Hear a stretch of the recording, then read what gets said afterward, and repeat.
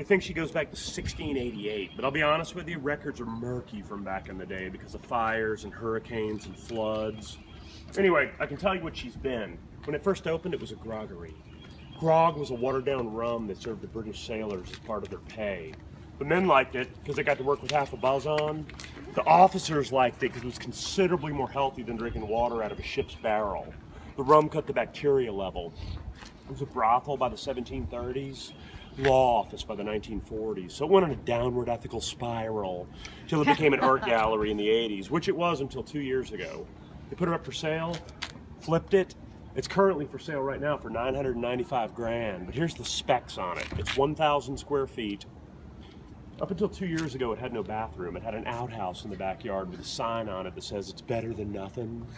Up until a year ago, there was no kitchen. There was a simple, cheap sink in the back where the artists used to rinse their brushes off. But the worst thing about it, previous owner knows me. She heard me walk by every Saturday and every Sunday for a quarter of a century. She said, the day we move out, I'm gonna unlock that gate, crawl underneath the place and see if you see anything cool.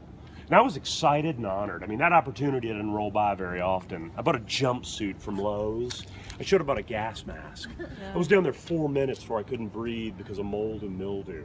That's another issue with something this old sitting on a waterfront city, but still they're asking just south of a mill for it. That's real estate here. And by the way, the rule I spoke of earlier about 75 years old and older only applies to the outside of the building. Inside, you can do whatever you want. But they're trying to encourage people not to get a floor plan that Blackbeard probably supped meat in with a bumper sticker. You'll see it before you leave. It says, gut fish, not houses. Peer pressure. And to a degree, it's actually worked. By the way, somebody legit crawled underneath this place after my failed attempt.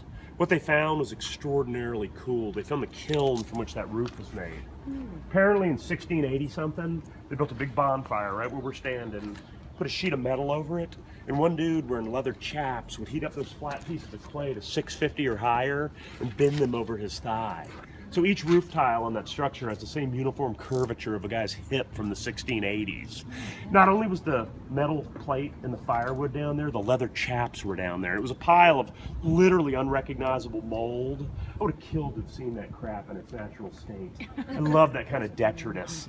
Anyway, this goes back to the golden age of piracy, friends. Let's go to another place down the street that's not as old, but it's got a pretty killer story.